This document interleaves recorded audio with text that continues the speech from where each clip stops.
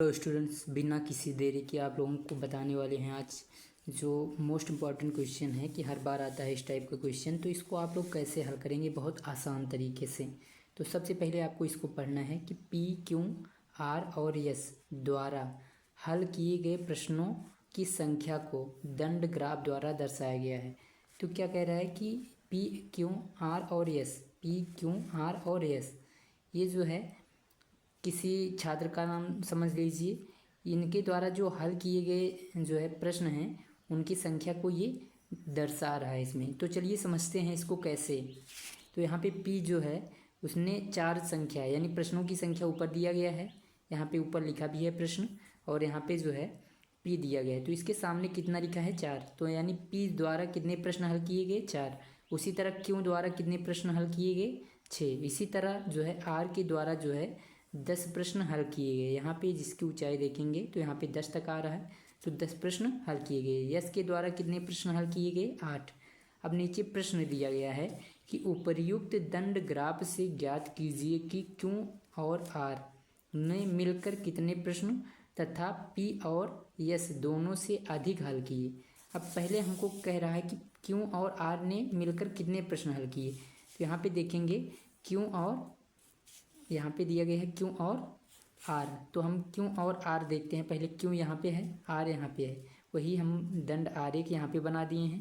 तो यहाँ पे क्यू और आर को देखेंगे तो क्यू और आर ने जो है मिलके कितने हल किए हैं। क्यू ने 6 किए हैं तो यहाँ पे 6 लिखे, और यहाँ पे आर ने कितने किए 10 किए, तो 10 और 6 कितने हो जाएंगे 16। और पी और आर ने इसको इतने प्रश्न का हल किया जो है कुल मिला के 16। अब इसी तरह कह रहा है कि जो है पी और एस दोनों से कितने अधिक किए। तो पी और एस जो है इनको जोड़ना पड़ेगा पहले हमको। पी और एस, पी हमारे पास है 4, पी 4 है, और एस जो है एस किसके बराबर है 8। तो 8 और 4 कितना होता है 12, तो यहाँ पे 12 लिखेंगे। अब देखेंगे कि कितने प्रश्न जो है अधिक हल किए पी और आर ने।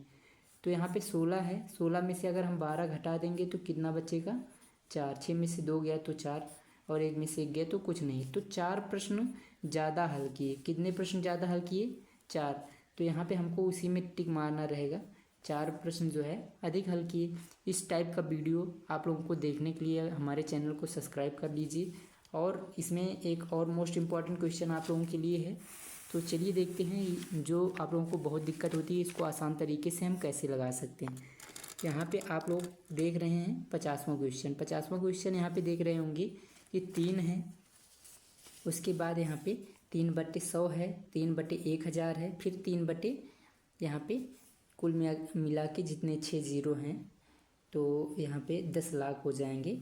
तो चलिए इसको देखते हैं कैसे आसान तरीके से हम हल कर पाएंगे। तो सबसे पहले यहाँ पे देखेंगे कि 3 है, 3 लिखो। अब यहाँ पे इसको जो है हमको दशमलव में बदल लेना है। तो यहाँ पे ऊपर देखेंगे कितने अंक हैं, 1 अंक, 3 ही है। तो यहाँ पे हम 3, यहाँ पे 1 अंक है तो नीचे यहाँ पे देखेंगे कि 1 लिख के कितने जीरो हैं, 2 जीरो हैं। अगर ये 100, 1000, 2000 इस टाइप का रहेगा तो इसको ऐसे ही हल करेंगे। तो 3 है, यहाँ पे नीचे 2 जीरो है, मतलब 2 अंक है, तो इसमें 1 अंक हमको हटा देना है। तो 1 अंक हटाएंगे तो कितना अंक बचेगा, 1 जीरो बचेगा। कहने का मतलब है यहाँ पे 2 जीरो हैं तो 1 जीरो को हटा देना है, क्योंकि ऊपर 1 अंक है। तो 1 अंक है तो 1 जीरो हटाएंगे और यहाँ पे दशमलव लगाएंगे, और 1 जीरो बच जाएगा तो उसको लिख लेंगे। फिर उसके बाद जो अंक है उसको लिखेंगे, फिर से प्लस का चिन्ह लगाएंगे। यहाँ पे भी 1 अंक ऊपर है तो दशमलव लगाए, 1 अंक हटेगा, और कितने जीरो बचे हुए हैं, जितने जीरो बचे हों उतने लिख लेना है। ऊपर जितने अंक रहेंगे उतने यहाँ पे जीरो हटा देना है, और जितने जीरो उसके बाद बचे, जैसे 1 अंक हटा दिए 1 जीरो तो 2 जीरो बच गए हैं, तो 2 दशमलव के बाद 2 जीरो लगा के ऊपर वाली संख्या लिख देना है। अब इसी तरह फिर से प्लस का चिन्ह है लगा लिए।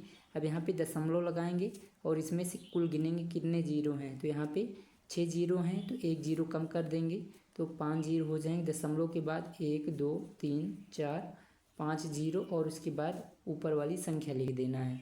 तो इस तरह जो है हम इसको दशमलव में बदल लेंगे, और दशमलव के पहले अगर कोई अंक नहीं रहता तो जीरो हम आसानी से लगा देते हैं। तो यहाँ पे अब देखेंगे कि दशमलव के पहले इसको हम अगर अंक है तो दशमलव लगा के कोई भी जीरो लगा सकते हैं। तो पहला है यहाँ पे 3, तो यहाँ पे देखेंगे कि दशमलव के पहले जो है 0 0 है, तो सभी में अगर हम 3 में 0 0 जोड़ेंगे तो 3 ही रहेगा।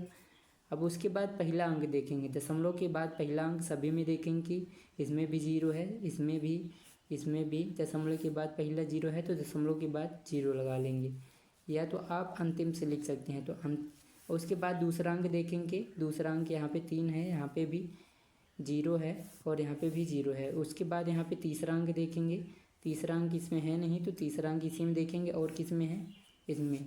तो 1 2 3, तीसरा अंक में जो है इसमें 3 है और सभी में 0 है, तो कुछ नहीं जुड़ेगा। चौथा अंक देखेंगे, तो यहाँ पे 3 अंक हो गया, तो 2 0 है, तो 2 0 लगाओ, और 3 है तो 3 लिख दो। तो हमारे पास जो आंसर आ जाएगा इसमें आसानी से प्राप्त हो जाएगा, 0 3 3 0 0 और 3, यहाँ पे बी वाला सही हो जाएगा। तो इस तरह जो है आप आसानी से इसको लगा सकते हैं। मिलते हैं नेक्स्ट वीडियो में। अगर वीडियो जो है पसंद आई हो तो हमारे चैनल को सब्सक्राइब करें, बहुत अच्छे से तैयारी करवाएंगे आप लोगों की फ्री में। मिलते हैं नेक्स्ट वीडियो में।